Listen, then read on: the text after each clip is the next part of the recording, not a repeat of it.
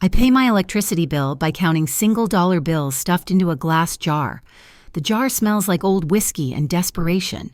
This is my life. I am Ava Romano. By day, I am a freelance translator. I argue over email about the precise meaning of a dependent clause in a legal document for maybe $50. By night, I am a lounge singer in Little Italy. I sing songs that were old when my grandmother was young. Tonight, the rain is not just falling, it is attacking the city. It hammers the windows of Sal's place. It smells like wet pavement and the sour edge of old garbage from the alley. I am backstage. This is not a real backstage. It is a storage closet that smells like stale beer, spilled wine, and the cheap perfume of the waitress who uses it to cry in. My heart is pounding against my ribs. It is a stupid rhythm, too fast, out of sync with the piano bleeding through the wall. I'm trying to calm it. I'm trying to find my key. I close my eyes. I start to hum. It is a very old tune, a Neapolitan melody my nonna used to sing while she rolled gnocchi. It is just a quiet sound in my throat, a vibration to keep the panic from swallowing me whole. The front door of the club bursts open. It slams against the wall. The sound cuts through the piano. It is not just the cold October air that floods the room. The pressure changes. It is a physical weight, like an elevator dropping 20 floors. I stop humming. My throat closes. I peek through the heavy velvet curtain, the one that smells like dust and 100 years of cigarette smoke. It is him, Luca Vassallo. I have never seen him in person, only in blurry photos on the internet, photos that vanish. He's the new boss of the Vassallo family. He's young, too young for the silence that follows him. He's flanked by two men. They are mountains in expensive, damp suits. They smell like wet wool in the cold, unmistakable odor of damp metal, the kind of metal that lives in a holster. Luca stops. He does not look at the bar. He does not scan the pathetic crowd. He stops right inside the door and his head turns. He looks directly toward the curtain where I am hiding. He tilts his head. The melody. He heard it. He heard me. I am certain I stopped breathing, but the echo of the tune must have hung in the air. His eyes, dark in the dim light, go darker. They look empty and full at the same time. He looks like he is not seeing Sal's dimly lit bar. He is seeing a ghost. He moves one step closer to my hiding place. He whispers something. The club is so quiet I hear it. Every person hears it. That melody, only my mother knew it. Dead silence. The entire club is a photograph. The customers are statues, afraid to lift their drinks. Even the kids rattling pans in the kitchen went quiet. Sal, the bartender, a man who has seen fistfights and police raids. He reaches over with a shaking hand. He turns down the volume of the background music until it is gone. There is no sound now except the rain hammering the windows and my own blood, which is a screaming siren in my ears. I make a mistake, a terrible, stupid mistake. I let the curtain fall back an inch and I look directly at him. I meet his gaze. It is not like looking at a man. It is like finding a secret that is alive and breathing and has teeth. He does not break the stare. He walks toward me. He moves with a liquid grace that does not belong with his size. He's not walking to the stage. He is walking to my closet. He stops 5 feet away. His guards shift. One blocks the exit to the street. The other blocks the path to the bar. I am boxed in. He speaks to me. His voice is low, a gravelly vibration that I feel in my chest. You. The singer. He does not ask my name. Where did you learn that song? I cannot speak. My tongue is stone. I just shake my head. He continues, his eyes scanning my face, my cheap dress, my worn-out shoes. They say you speak the old language, the dialects, not just the clean Italian they teach in schools. I manage a nod. It is a jerky movement. I have a job for you. It is not singing. He pauses. I have journals. My mother's. They are old. They are written in Italian. I need them translated. More than that, I need them interpreted. I need to know what she meant. He names a price. He says a number. It is not a salary. It is a miracle. It is a rescue number. It is the exact amount, down to the last 1,000, that would pull me out of the deep, dark, drowning hole of my grandmother's medical debts. It is enough to let me breathe for the first time in 3 years. My throat is sandpaper. I finally find my voice. It sounds small, pathetic. I am just a translator. I read contracts. I read letters. He smiles. It is not a smile. It is the pulling back of his lips. You are a translator who knows my mother's song. That makes you the only translator I want. He holds out a hand. One of his men steps forward, gives him something. He offers it to me. My car will take you home. We will discuss the details. I look at the black sedan idling at the curb. It is long and dark and looks like a coffin on wheels. Its lights cut the rain into silver knives. I look at him. No. The word is out before I can stop it. It sounds too loud in the quiet room.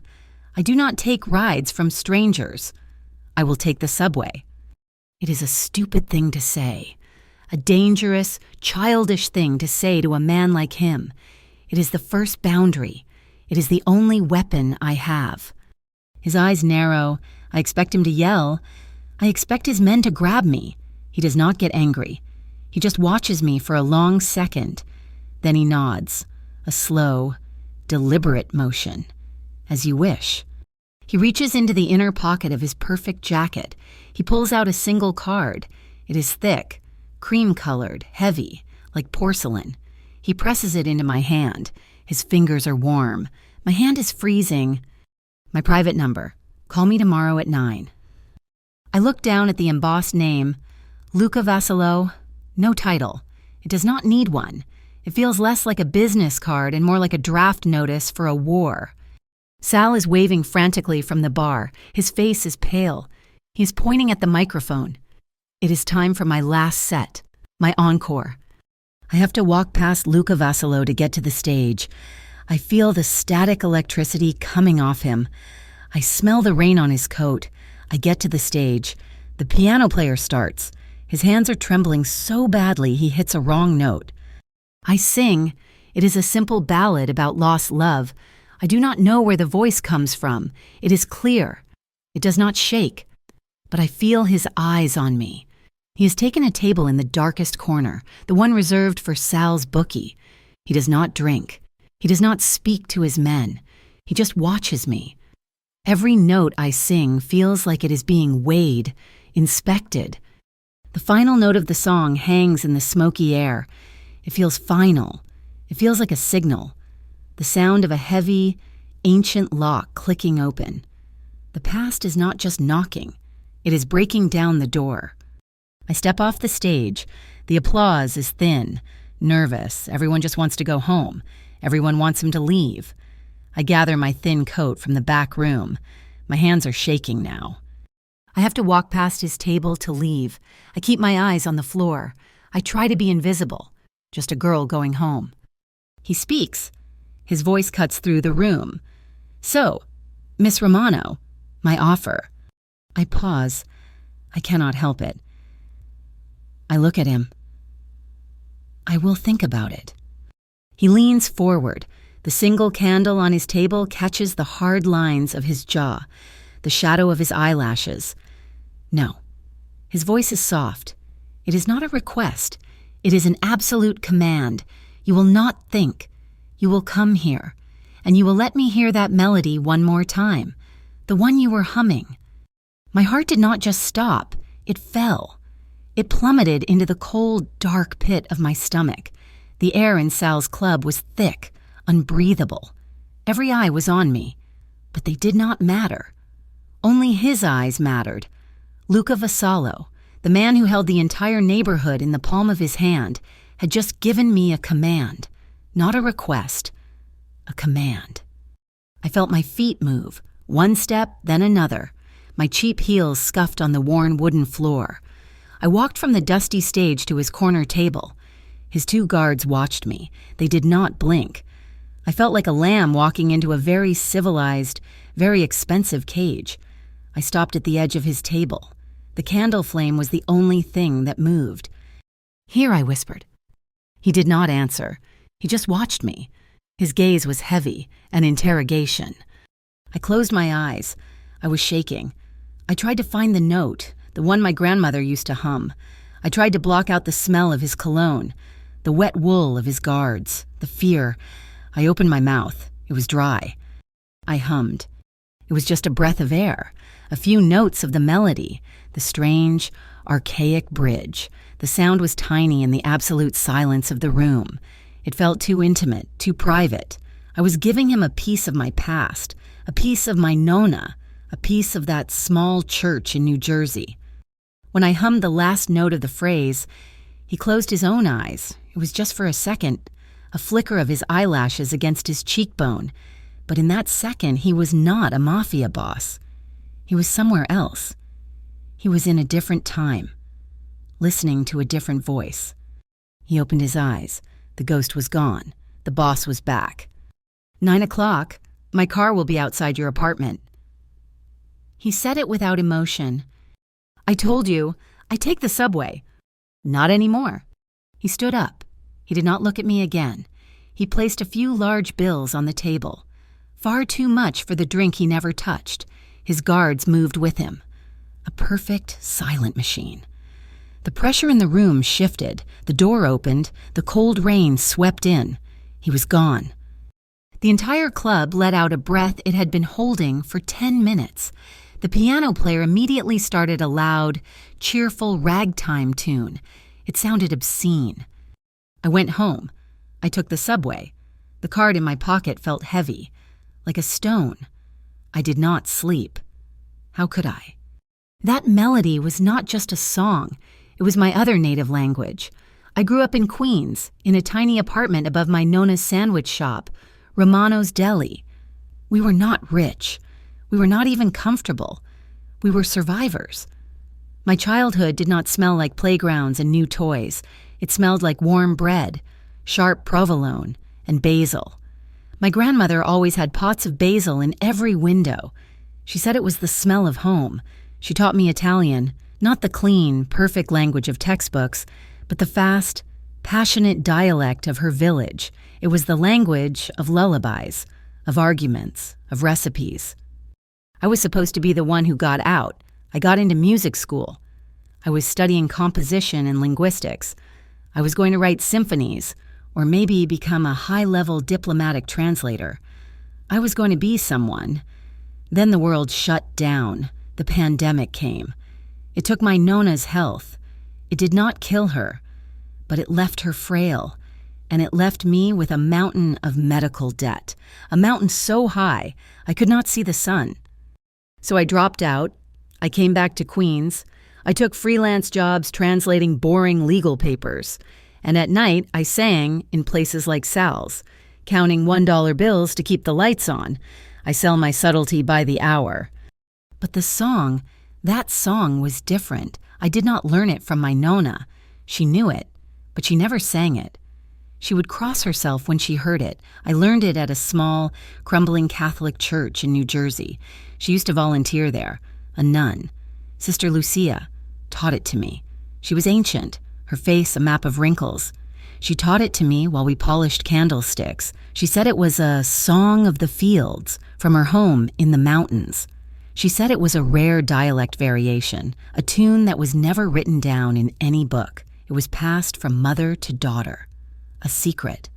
Living in New York, you learn the maps that are not on the subway wall. You learn the invisible borders. This street belongs to this family. That restaurant is a meeting place. You know which cops look away. You know which business owners pay for protection. The families are a part of the city's geography. You live around them. You respect them. And you never, ever get involved. Now, I was involved. At 7 a.m, I called Maya. She's my best friend, my only friend. She's an emergency room nurse. She's my moral compass, my tether to the real world. Her voice was thick with sleep. Ava, please tell me you are not calling from jail. I'm not in jail. I have a problem. I told her everything. The club, the man, Luca Vasallo, the melody, the job offer, the money. There was a long silence on the line. I heard her sit up in bed. No, Absolutely not. Are you out of your mind, Ava? You do not work for those people. They are not clients. They are the reason I treat men with gunshot wounds at 3 in the morning. You stay away from him. Maya, the money, it is enough. It is enough to pay it all off. I do not care, she said, her voice sharp. I will pick up extra shifts. You will sing at weddings. We will figure it out. You will not, under any circumstances, get into a car with that man. He is a killer. He just wants me to read his mother's diaries. That is how it starts, Ava. They seem sad. They seem human. They use that. You call him and you tell him no. She was right. I knew she was right. Maya is the most fearless person I know. She once honked her horn at a black Escalade that cut her off in traffic. A car I knew belonged to the Vassallo family. She is stubbornly, terrifyingly normal. I hung up. I looked at the red-stamped final notice on my kitchen table. I looked at the heavy, cream-colored card. At 5 minutes to 9, I went downstairs. The black sedan was there. It was as long and dark as a hearse. A man got out of the driver's side. He did not open the door for me. He just stood there. I took a breath. I walked to the car. I opened my own door. He did not take me to a social club in Little Italy. The address was a steel and glass tower in Midtown. The sign in the lobby said Vassallo Global Imports. It looked sterile, legal. Luca Vassallo was waiting for me in the lobby. He was not wearing the dark, imposing suit from last night. He was wearing jeans and a simple gray sweater. He looked almost normal. He looked tired. We are not working here, he said. He led me out of the building and around the corner to a small, crowded coffee shop. We sat at a tiny table by the window. He placed a box on the table. It was not a briefcase. It was an old leather box, the color of dark wine, its corners worn and scarred. He unfastened the brass clasp. This is her, he said. It was not just journals. It was a life.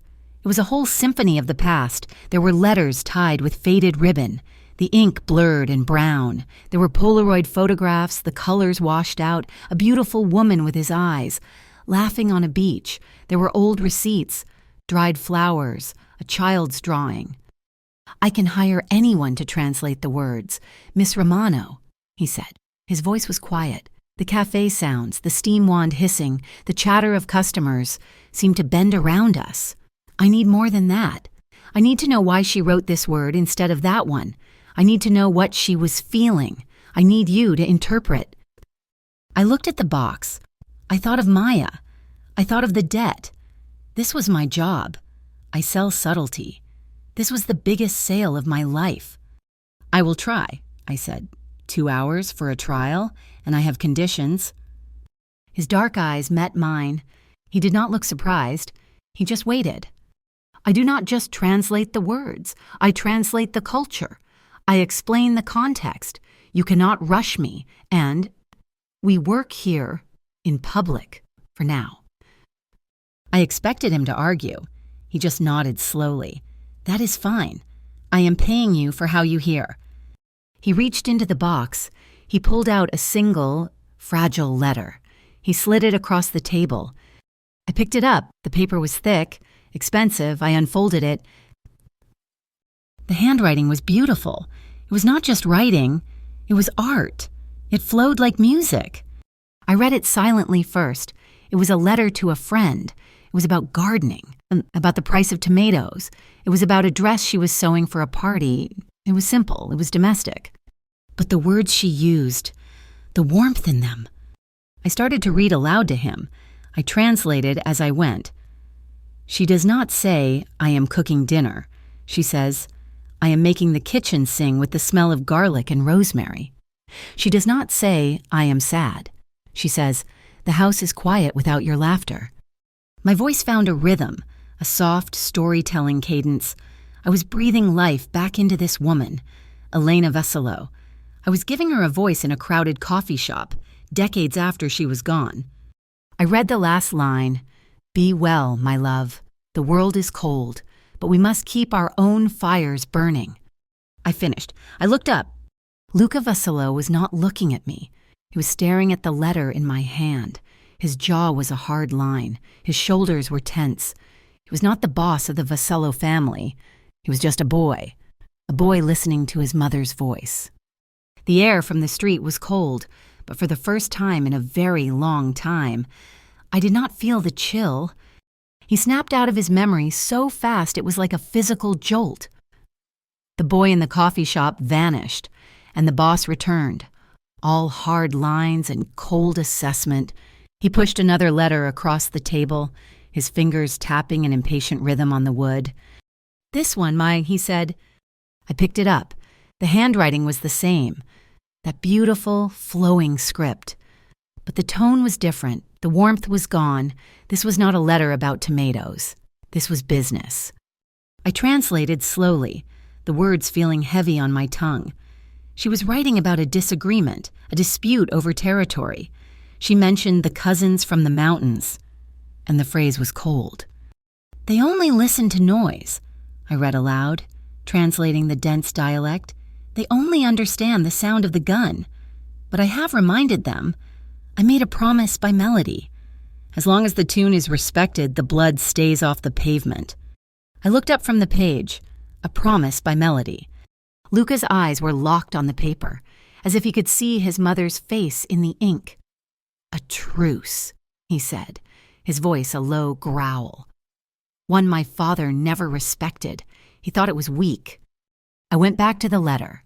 I was a translator, a musician. I look at language the way I look at a score. I look for the structure, the key signature, the tempo, and I saw it. It was not just beautiful handwriting, it was notation. Above certain words, the script changed. Over the word for payment, she had drawn a tiny, sharp dot, a staccato mark. Over the phrase, "our agreement," she used a long, flowing slur, connecting the words like a legato phrase. My breath caught. "Mr. Vassallo," I said. My voice was quiet, but it cut through the noise of the cafe. "This is not just a diary." He looked up. His focus was absolute. "She was a musician." I said. "She played the piano," he answered. "No, she was more than that. She's using musical notation, rhythmic symbols. This is not just a phrase. It is a system. Look, a dotted eighth note here, above the name, a caesura, a full stop. Right before she mentions the date, she's not just writing words. She's writing a score." Luca's face hardened. He looked around the coffee shop, at the barista, at the students with their laptops. He was suddenly dangerously aware of our audience. He threw a $50 bill on the table and stood up. "We are leaving." This time, I did not argue about the subway. I did not mention my boundaries. I followed him out into the cold air and got into the black sedan. The ride was silent. We went back to the glass tower in Midtown. We went up in a silent elevator to his office. It was vast, overlooking the city, but it felt like a vault. It was soundproof. I heard the heavy click of the door as he locked it. He turned to face me. The tired man from the coffee shop was gone. "My mother was murdered," he said. The words were flat, devoid of all emotion. I was 15 years old. It was 2 weeks after that letter was written. They said it was a botched robbery. That was a lie. My heart hammered against my ribs. This was not a translation job. This was a confession. "They never found the person who organized it," he continued, walking to the window. He looked down at the city lights. "The man who pulled the trigger was found in the river a week later, but not the man who paid him. I believe it was someone inside my father's organization, a traitor, someone who wanted the truce to fail." He turned back to me. His eyes were black holes. "That melody you were humming, that was her song, the truce song. Her murder broke the truce. It started a war that lasted 10 years. I need to know who broke it, and I need to know why." The air in the room was thin. I was a freelance translator. I argued about invoices. I was now in a locked room with the most powerful mafia boss in New York, discussing a decades-old murder. I needed air. I needed a moment to think. I nodded, a jerky, mechanical motion. I need a glass of water." He gestured to a small, hidden bar in the corner. "Help yourself." I walked out of the main office into the reception area. His 2 guards were there. The mountains in suits. They were talking, their voices low. They did not stop when they saw me. I was just the help. I froze. They were not speaking Sicilian. It was not the dialect I heard in Sal's club or in my Nona's kitchen. It was Calabrese. It was thick, guttural. The dialect of the 'Ndrangheta, the sound of the cousins from the mountains, the men Elena had written about. The smell of danger was so strong it was physical. It was like smelling burnt pizza. You recognize the smell instantly. It means something has gone terribly wrong, and you are probably too late to fix it. The danger was not in the past. It was not in a cold case file. It was right here. It was in his lobby. It was guarding his door. I turned around. I did not get the water. I walked back into the office. Luca was watching me. He had seen the look on my face. "You need these done, Yar," he said. "All of them. Fast." I shook my head. The fear was making me sharp. It was making me brave. "No, not fast. Right." "What do you mean?" "I need all of them," I said. My voice was steady. "Not just the letters you think are important, not the ones your men choose for me. I need the whole box, the receipts, the photographs, the letters about tomatoes, everything." He raised an eyebrow. "You do not trust my judgment." "I trust my process." I said, "A translator cannot work with selected data. A musician cannot play half a score. The answer is not just in the business letters. It is in the rhythm. It is in the patterns. I need everything, or I cannot find it. Or I walk away right now." He stared at me. It was a long, silent, assessing look. I was a girl who counted single-dollar bills, and I was giving an ultimatum to Luca Veselo. "You are demanding," he said. It was not an accusation. It was a statement of fact. "I am expensive," I replied, "and I am the only one who knows the song." A slow nod. "All right, everything. The entire box is yours." He extended his hand. "We have a deal." I shook it. His grip was warm and firm. It was a contract signed with a high stakes. Dangerous look. I could not just disappear into his world. I still had bills to pay. I still had a life. That night, I went to Sal's to sing. I needed the tip money. The routine felt normal, sane.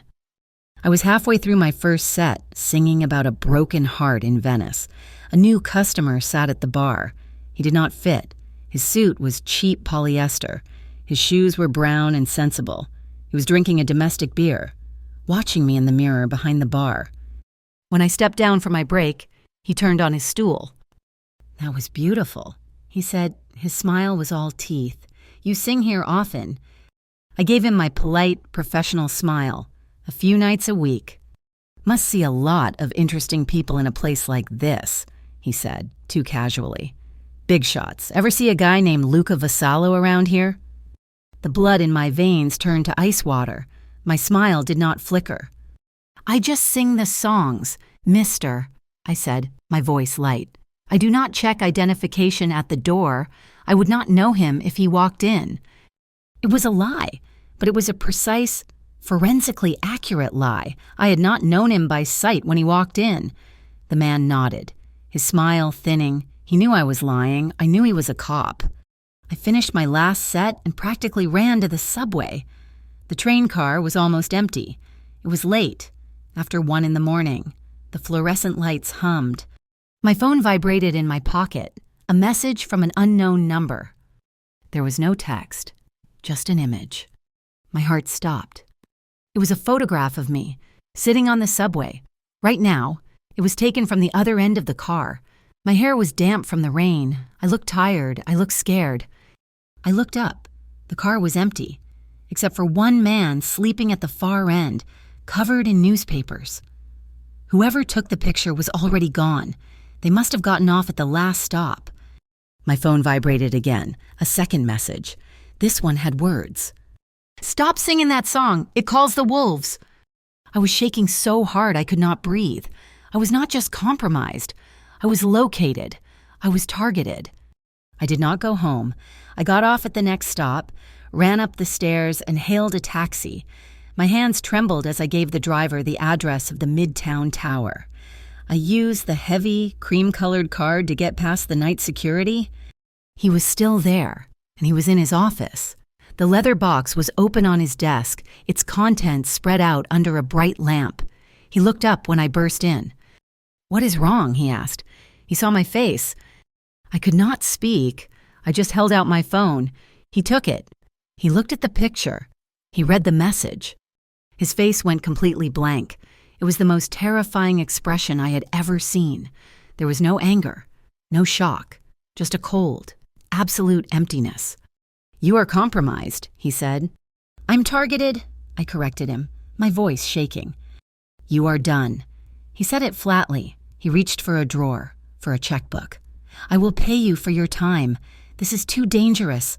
I am sending you home." "No." He stopped, his hand hovering over the drawer. "What did you say?" I said no. The fear was still there, but something else was rising up to meet it, anger. I am not quitting. Someone is scared of that melody. Someone does not want you to know what is in these letters. 2 days ago, I was just a translator. Now I am the only person in the world who knows the tune and the text. I am not running. I took a deep breath, trying to steady my heart. If that melody was strong enough to start a war, it is strong enough to stop one. I am staying. I am going to find out what it means. Luca stared at me. He looked at me like I was a completely new and fascinating species of animal, like I was a creature he could not possibly understand. "They photographed you," he said. His voice was low, deadly. "They know who you are. I will assign you a bodyguard." I shook my head. "No. A bodyguard makes me a target. A bodyguard makes me yours. It makes me a weakness." "Then what do you want, Ava?" he asked. "I want a contract." He paused. "A contract.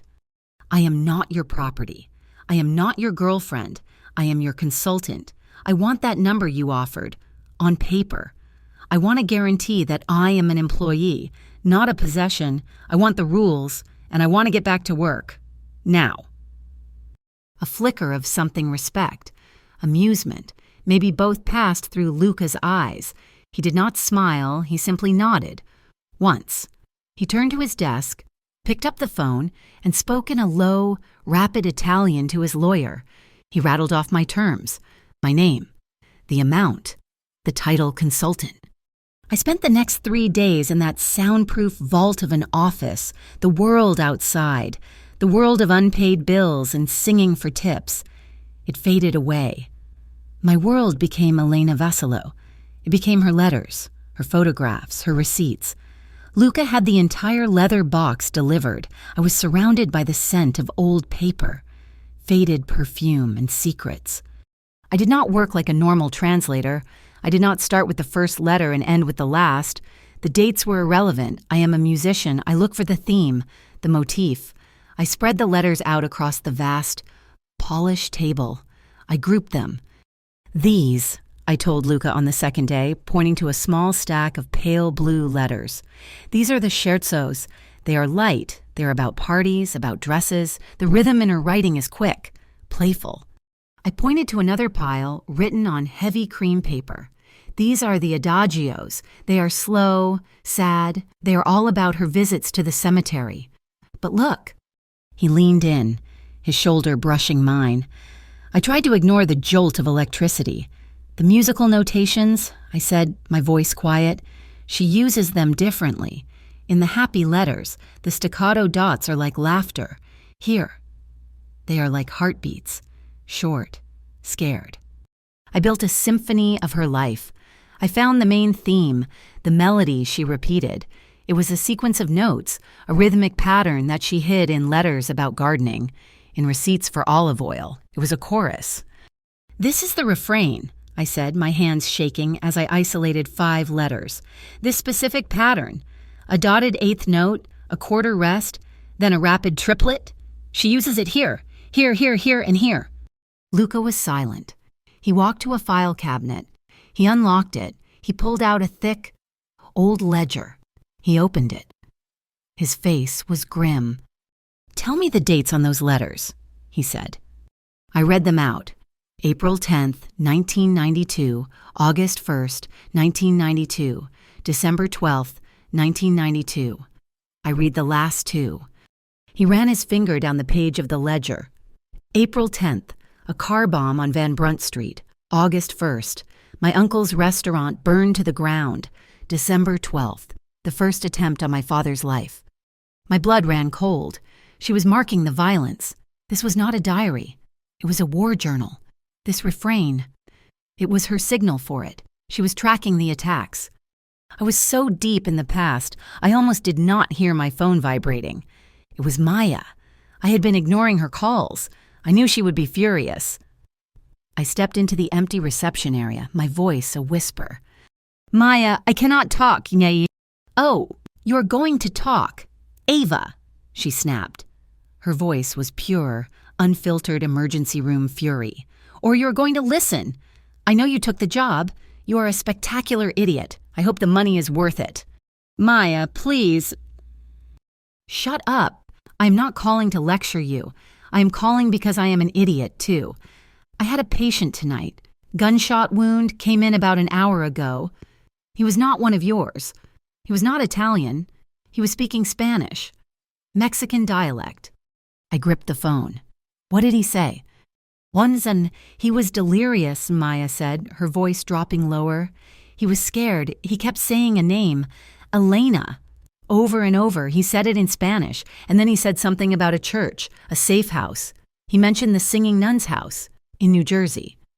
The phone felt slippery in my hand. The singing nun, Sister Lucia, the church where I learned the melody. I ran back into the office. We have to go. Now. Luca looked up, alarmed by the panic in my voice. Go where? To New Jersey, to the church where I learned the song. We did not take his black sedan. We took an old, unremarkable gray car from the parking garage. He drove. He did not ask questions until we were on the turnpike. I told him what Maya said, the cartel patient, the name Elena, the singing nun. His knuckles were white on the steering wheel. My mother, and a cartel. They were the cousins from the mountains. Luca, the Ndrangheta. Your mother was terrified of them. Maybe she was fighting them. The church was just as I remembered. Small, crumbling. It smelled like old wax and floor polish. Sister Lucia was in the sanctuary, polishing brass candlesticks, just like she had been 15 years ago. She was ancient now, her skin like tissue paper. She saw me first. Ava, my child, it has been so long. Then she saw Luca. He stepped out of the shadow of the doorway. She gasped. She dropped the candlestick. It clanged on the stone floor. She knew who he was. She crossed herself, her hand trembling. Sister, I said, my voice gentle, please, we need your help. The song you taught me, the Neapolitan melody. You said it was a field song. She was crying, silent tears rolling down her face. It was a prayer, she whispered, a prayer for protection. She asked me to teach it. She said it was insurance. She said to teach it to the children, in case she could not. Luca stepped forward. His voice was not threatening. It was soft, aching. Sister, who was she? Elena, she whispered. Your mother. She told us Elena Vassallo had hidden at the church for 3 weeks, nearly 30 years ago. She was running from someone. She was terrified. She did not trust her husband's men. She left something for safekeeping. She led us, not to the sanctuary, but to the old convent kitchen. It smelled like yeast and mice. She went to the old brick oven. She reached behind a loose stone. She pulled out a book. It was a small, leather-bound volume on the cover in gold script. It said, Elena's Recipes for a Good Life. Luca took it. He looked confused. Her recipes. This is what she left. I took it from his hands. I opened it. The handwriting was Elena's. Beautiful. Flowing. But it was not just recipes. My fingers trembled. Luca, look. I read from the page for Nona's Sunday gravy. 1 large can of tomatoes, 3 sharp notes of garlic, 1 onion diced, a 1/4 pound of beef held for a long rest, a handful of basil, a pinch of salt, and the secret. One staccato note of oregano. I looked up. My heart was pounding. It is not a recipe book. It is the code book, the key. We drove back to the city in silence. The recipe book was on my lap. It was the Rosetta Stone of Elena's life. Back in the office, the letters opened up. Flour meant money. Tomatoes meant guns. Basil was the Vassallo family. Oregano, that was the Calabrians, the 'Ndrangheta. The picture became horribly clear. Elena had discovered a shadow war. The 'Ndrangheta, the cousins she feared, were not just trying to move in. They were already there, and they had a partner. The cartel provides the sugar. I read from a letter. Sugar was not in the recipe book. Cocaine, Luca said. His voice was dead. They are partnering with a Mexican cartel. They are moving it through the Brooklyn ports, my ports. The door to the office opened. It was Rocco. He was Luca's oldest friend, his father's right-hand man, the one who had stayed loyal. He was like an uncle to Luca. He smiled when he saw me. It was a warm, protective smile.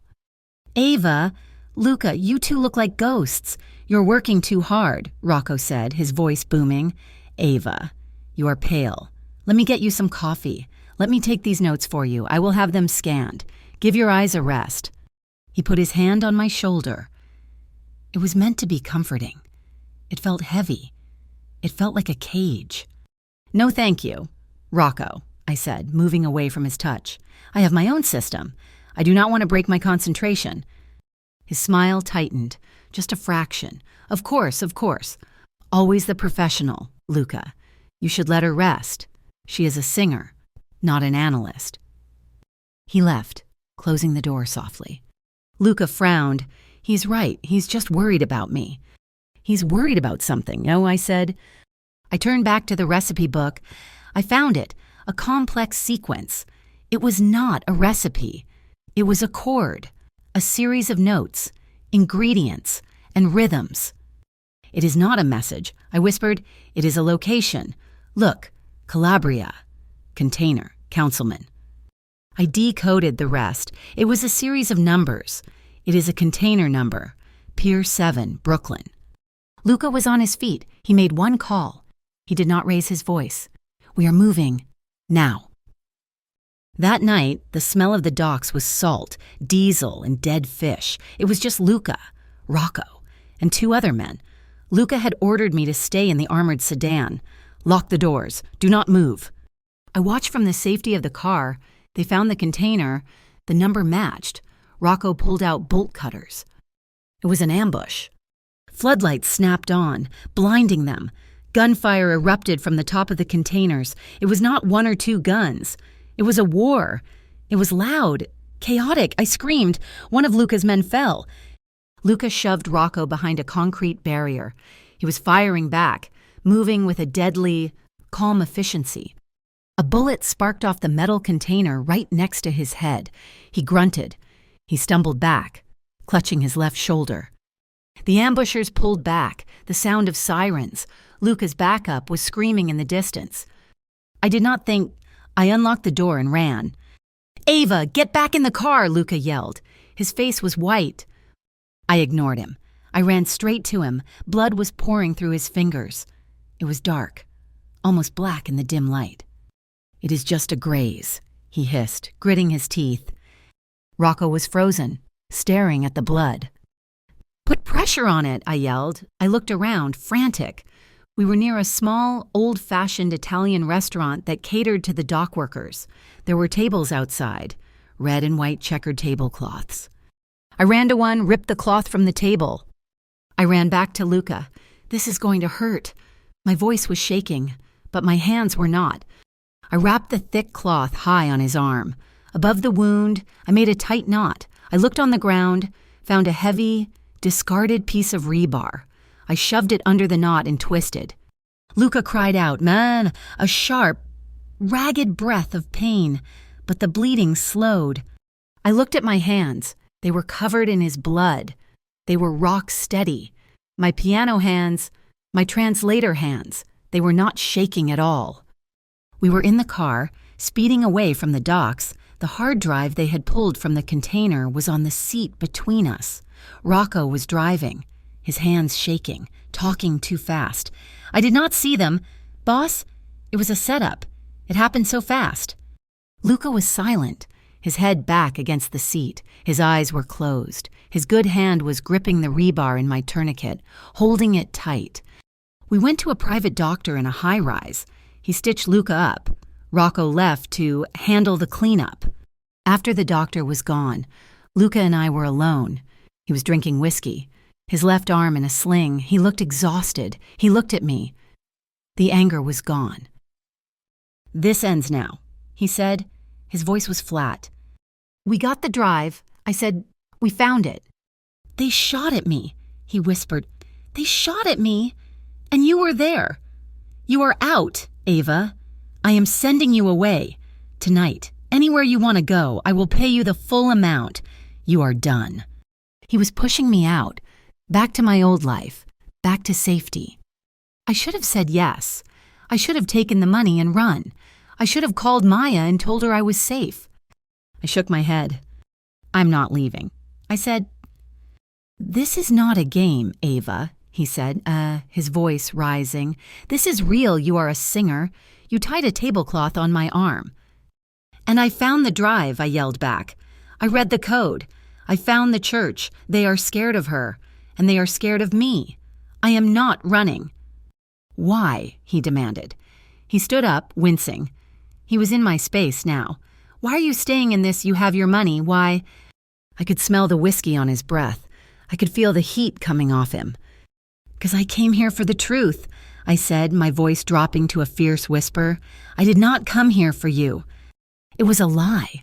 My heart was a frantic, painful drum against my ribs. It was a lie, and he knew it, and I knew it. He did not move, and he just stared at me, his gaze so intense it felt like a physical weight. The lie hung in the air between us, heavy and fragile. He knew I was lying. He knew I was there for him, and he knew I would not admit it. "You are," he started to say, his voice low and rough. He was cut off by the door opening. Rocco entered. He was not shaking anymore. He looked calm, in control. He was the loyal second in command, the man who had been at Luca's right hand for 20 years. "Boss, the cleanup at the docks is handled," Rocco said. He nodded respectfully to me. "Miss Romano, you should be home. This is no place for you."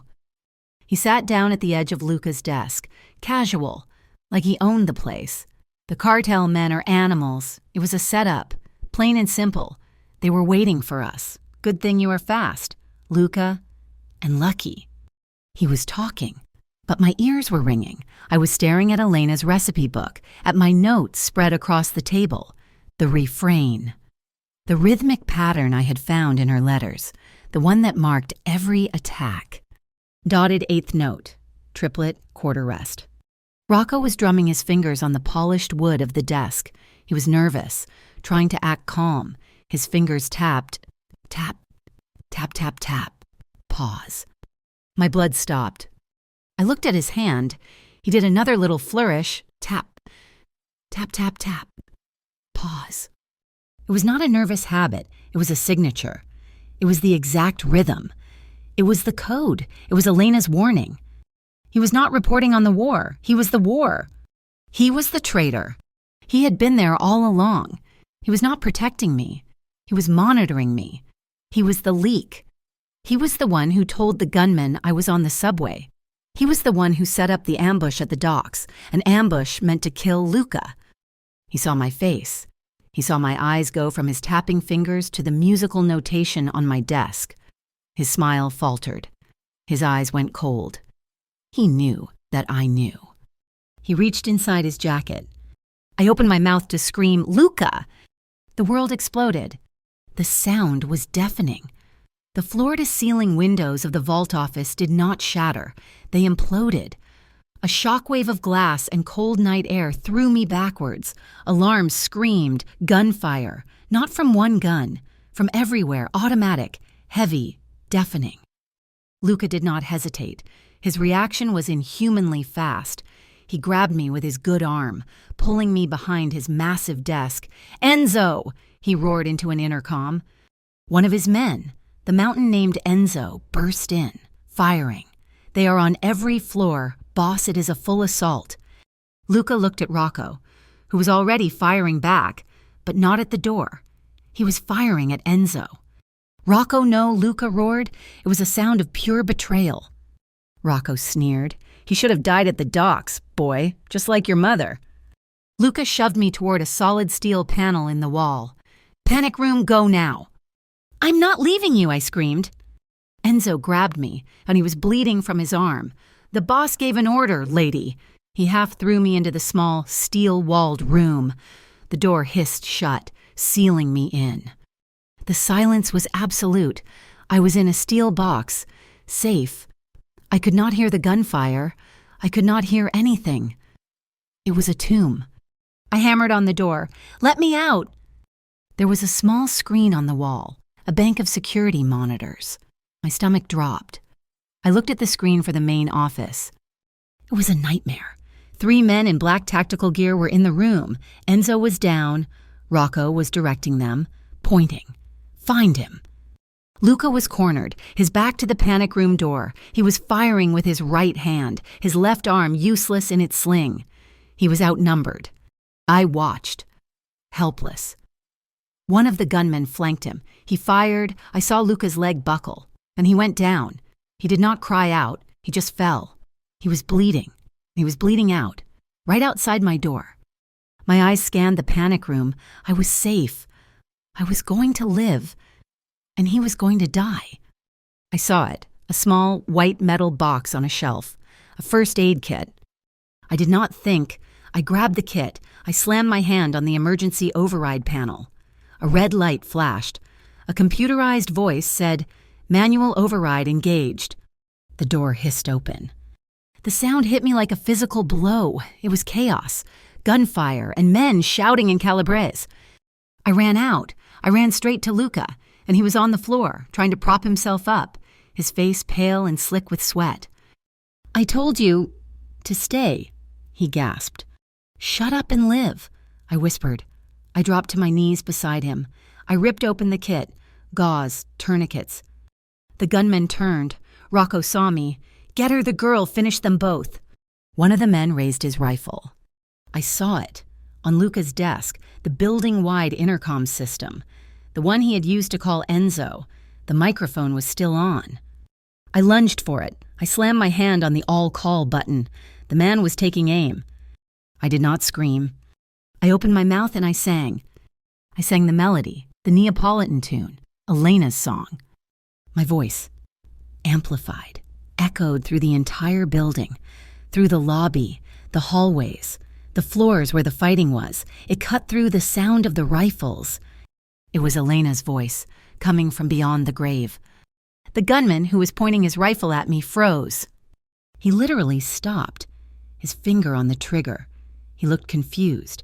He looked up at the ceiling, at the speaker. Rocco screamed at him, "Chife, shoot him, kill them." The man did not. He looked at his partner. His partner had also stopped. They were Calabrians. They were the Ndrangheta. They were the men Elena had written about. And that song was not just a truce, it was a command, a deep code, planted by Elena years ago, a signal of mercy, a signal for the old guard who had respected her, a signal that meant, stand down. It only lasted for a moment, maybe 30 seconds, but 30 seconds was enough. Luca's men were not Calabrians. They did not stop. They heard the pause in the gunfire. They heard the enemy hesitate. It was a flood. Enzo, who I thought was down, rose up. He was not dead. He led the charge. They stormed the office. The tide of the battle turned in an instant. The confused gunmen were overwhelmed. It was over. The office was destroyed. Smoke filled the air. Men were groaning. Rocco was on his knees. Enzo had a gun to his head. I was on the floor, my hands deep in Luca's leg, trying to stop the bleeding. He was fading. "Stay with me, Luca. Don't you dare close your eyes. Stay with me." Rocco looked at me. He spat blood on the floor. "Her music," he hissed. "That was her weakness. Your mother.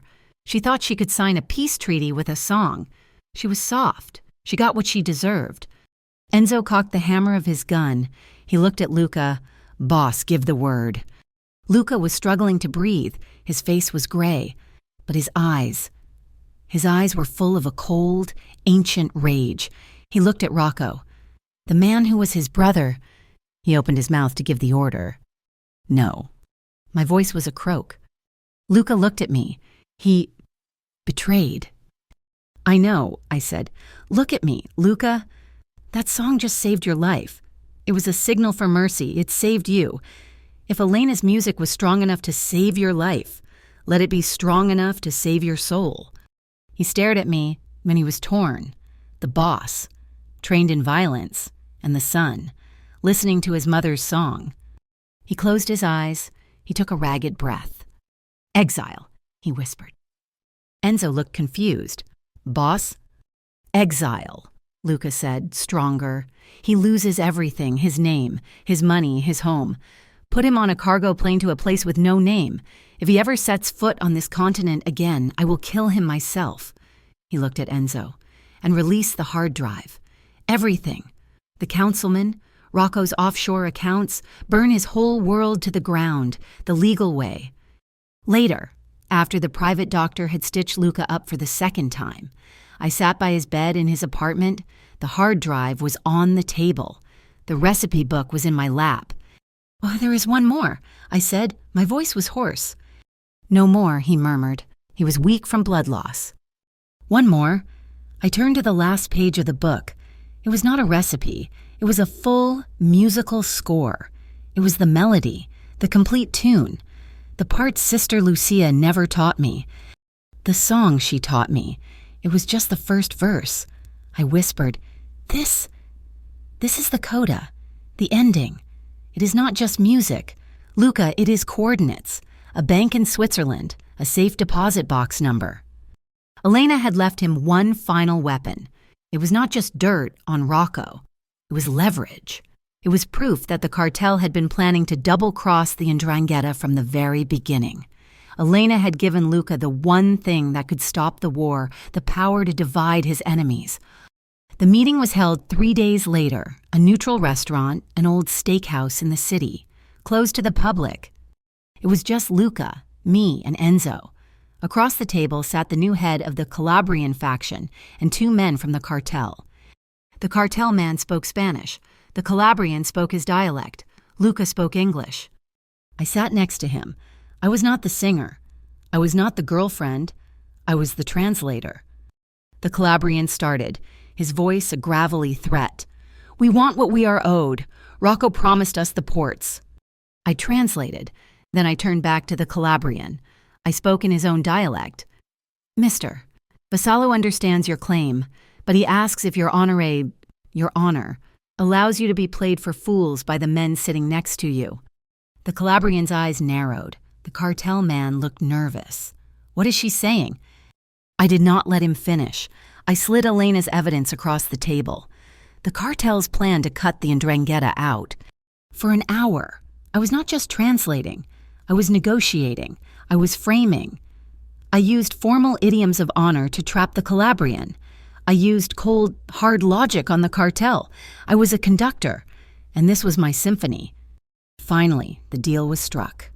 First, the territory lines were redrawn. The Vassallo family kept the ports. Second, Vassallo Global Imports was going 100% legitimate. The Calabrians would get a small, clean percentage of the new logistics business. Then, I leaned forward. One last condition. They all looked at me. "The fentanyl," I said in English. Luca's eyes met mine. He nodded, backing me. "All cartel product. It stays out of New York schools. Period. No exceptions." The cartel man laughed. "The girl makes demands." Luca leaned forward. His voice was soft, but it carried the weight of his entire organization. "The girl is my voice. That is not a request. It is the price of this peace. My family will enforce it. That is the new truce." The cartel boss stared at Luca. He stared at me. He nodded. "We have a deal." The city let out a collective breath.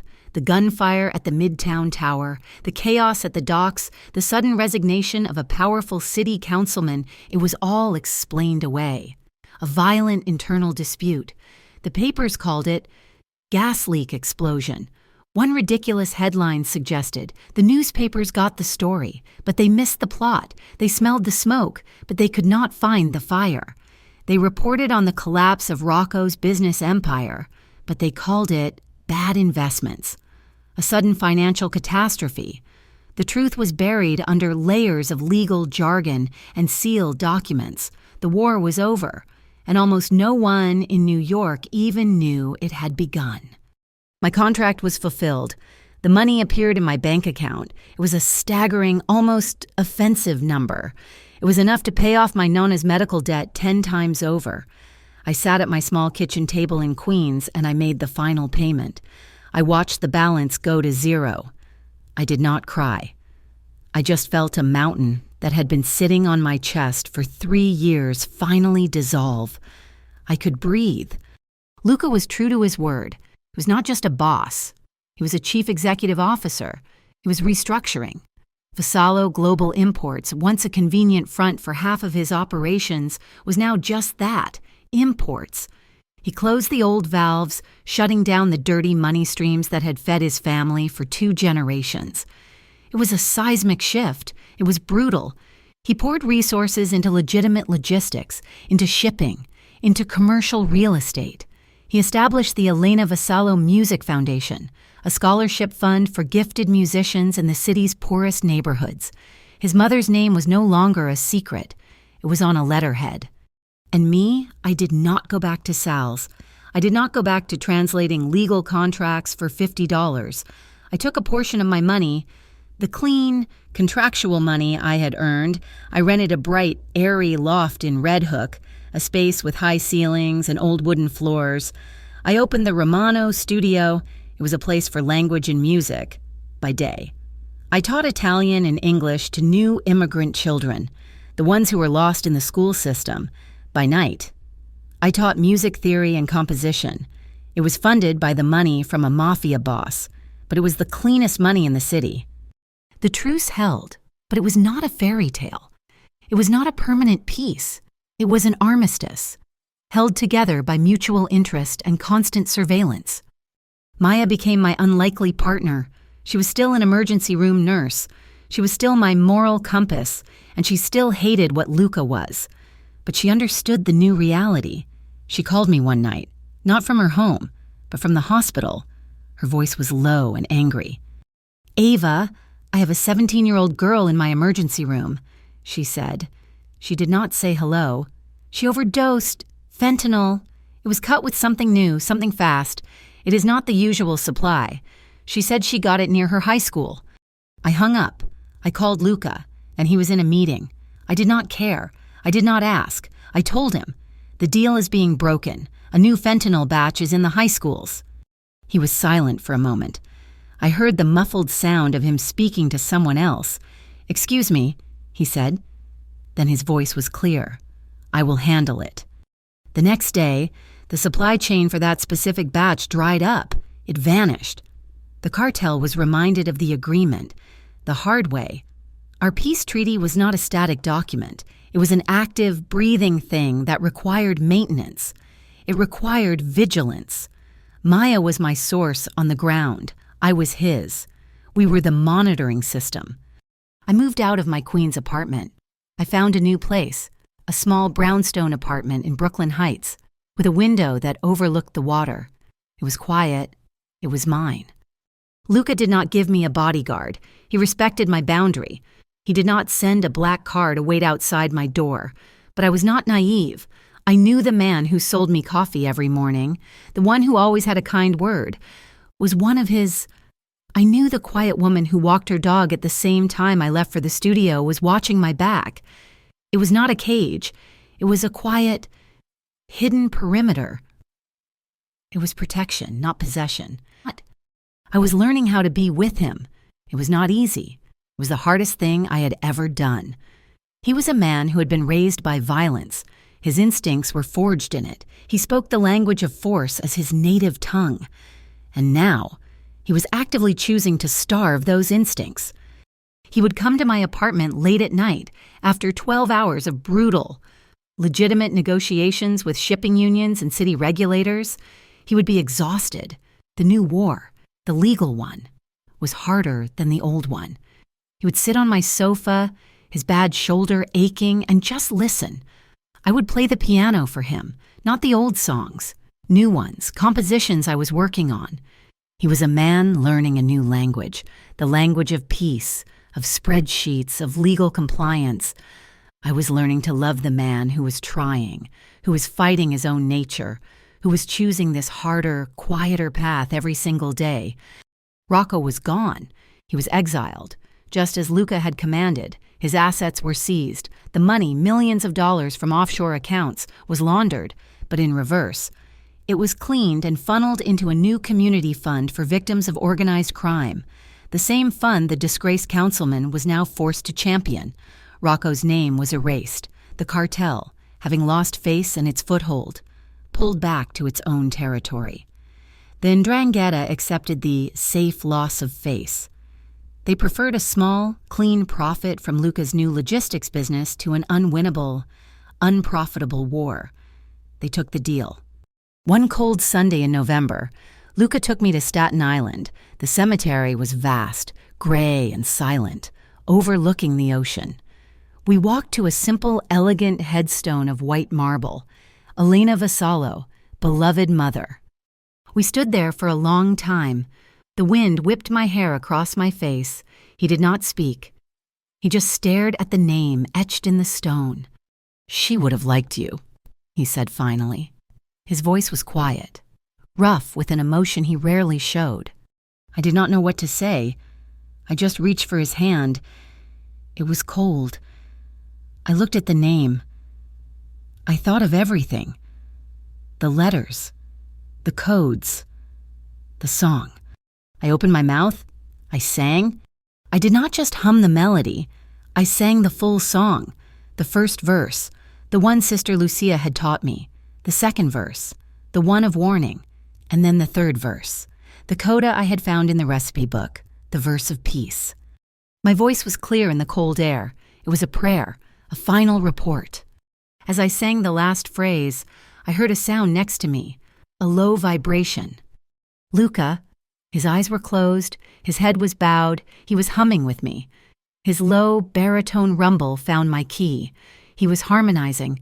He was a little boy, standing at his mother's grave, humming the song she taught him. That night, back at his apartment, he opened his safe. He pulled out the old leather box. It was almost empty. The letters were all organized. The recipe book was on top. "This is yours," he said. "She left it for you."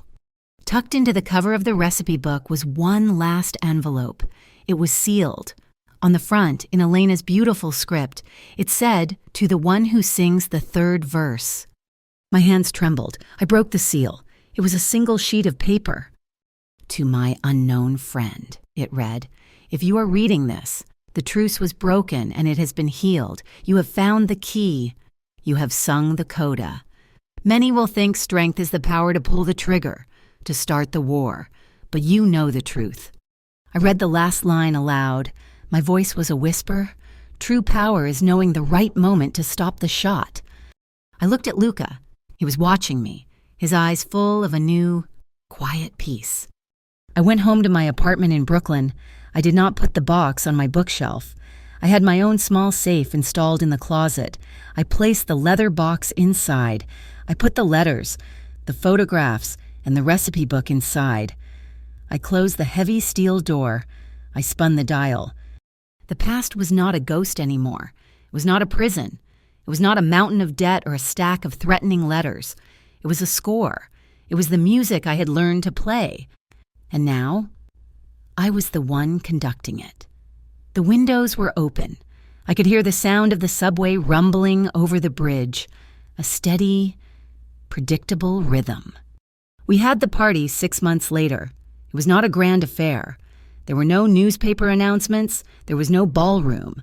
We held it in the small, walled backyard of my Brooklyn brownstone. String lights were hung from the trees. Maya was there.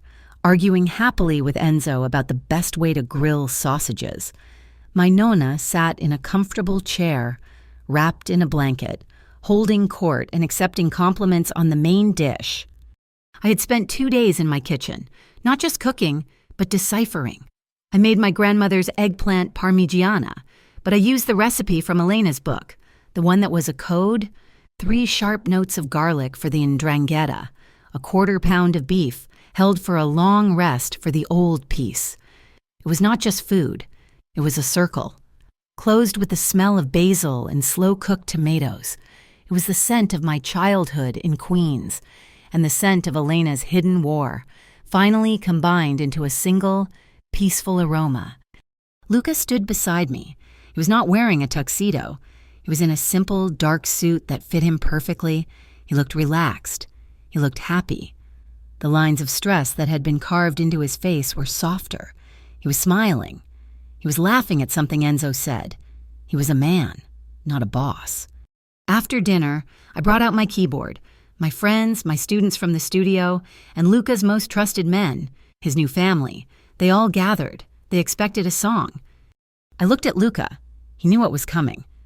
I did not sing a jazz standard. I did not sing a ballad. I sang the coda, the 3rd verse of Elena's melody, the one that held the coordinates to the Swiss bank, the one that had been her final weapon.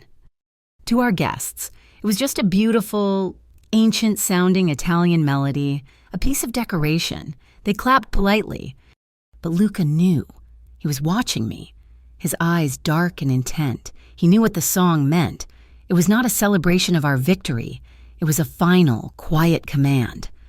The Swiss account had been dealt with.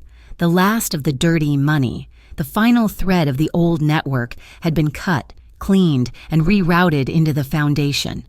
This song was the signal. It was the sound of the very last door being closed and locked. It was the end. A few days later, I received a letter.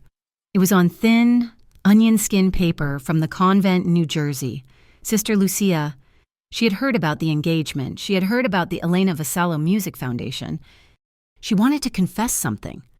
I drove out to the church. She was in the garden, pruning roses. "Ava," she said, her old hands trembling as she held mine, "I have not told you the complete truth." She told me that Elena, all those years ago, had not just asked her to teach the song to any child. Elena had been specific. She had given Sister Lucia a small fund. She wanted the song taught to a few specific children, orphans, from good Italian families who had been ruined by the violence, children who were smart, resilient, and musical. "She called you her peace carriers," Sister Lucia whispered, her eyes filling with tears. She did not know if she would live. She wanted to plant seeds. She was scattering her melody into the world, praying that one day, one of those seeds would find her son, that one of you would be in the right place at the right time to sing the song when he needed to hear it. I felt the world shift. My entire life, my nonna volunteering at that specific church, me, learning that specific rare tune, me, walking into Sal's club that rainy night, me, humming that tune to calm my own heart. It was not chance. It was not an accident. It was a 30-year-old plan, set in motion by a brilliant, desperate mother. I drove back to the city. I found Luca on the roof of his building, overlooking the skyline. I told him. He was silent. He just stared at the city as the lights began to turn on. I thought he would be angry, that he would feel manipulated. Then he turned to me. He was stunned. He looked at me as if he was seeing me for the first time. And then, he did something I had never seen him do. He threw his head back and he laughed. It was not a smile. It was a deep, genuine laugh of pure astonishment. "My mother," he said, shaking his head, "she was a conductor. She was writing the score, and we were all just playing our parts." He pulled me close, his good arm wrapping around me. She connected us. She connected us before we even knew each other's names. Our new life was not without its old ghosts. The disgraced councilman, facing federal charges, made a public, grand gesture. He offered to become the primary sponsor for the community fund that Rocco's money had started. He wanted to atone, he said to the newspapers. He met with me at my studio. He expected me to be grateful. A wonderful gesture, when I said, my voice polite, cold, the fund accepts, but on one condition. He smiled, a politician's smile, anything. A full, public, external audit every year, every donation, every dollar spent, posted online for the entire community to see. His smile froze. He began to sweat. He was a man who lived in shadows, and I was demanding a spotlight. He looked at me, then at the door, as if he expected Luca to be standing there. He was alone with me. "Yes," he said, his voice a dry rasp. "Of course. Transparency." He nodded, but he was shaking. I did not go back to singing at Sal's, but I did not stop singing. I signed a contract for a small tour, just 6 weeks. Boston, Philadelphia, Washington, D.C., a series of upscale lounges and clubs. And I did not go alone. I brought 2 of my best students from the Romano studio. They were not my roadies, they were my team, by day. We held free translation workshops for immigrant families in each city.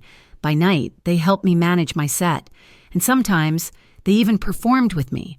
My music was not just an escape anymore. It was infrastructure. It was a tool. On my last night in New York before the tour, Luca and I stood on the promenade. We looked out over the river at the Brooklyn Bridge, its lights like a diamond necklace strung across the dark. The air was cold, smelling of the river and pretzels. "Are you scared?" he asked. "Going on the road?" "No," I said. I leaned my head on his shoulder, his bad one. It was strong again. "It is not a war anymore. It is just music." I watched the cars move across the bridge, silent and steady. "A ceasefire is not surrender. Luca," I whispered, "I learned that from your mother. It is not weakness, it is the rest note. It is the pause in the music that lets you breathe, so you can play the next part, the more beautiful part." He was quiet for a long time. He put his arm around me, pulling me in against the cold. "And if the music stops?" he asked, his voice a low rumble in my ear. I looked up at him, at this man who was raised in violence, who had chosen peace, the man who had been taught to be a king, but had learned to be a partner. "If the music stops," and Luca said, his eyes meeting mine, "then we will be the ones to write the next phrase." I smiled. I lifted my hand and tapped a rhythm against his chest. Tap, tap, tap, tap. Pause. And I will keep the beat. Thank you so much for listening to this story. We would love to know what you think. So please comment below and let us know where in the world you are listening from. If you enjoyed this, please subscribe to our channel, Mafia Boss Stories, and give this video a like. And for extra support, hit that hype button. It really helps the channel, and it allows this story to be heard by so many more people.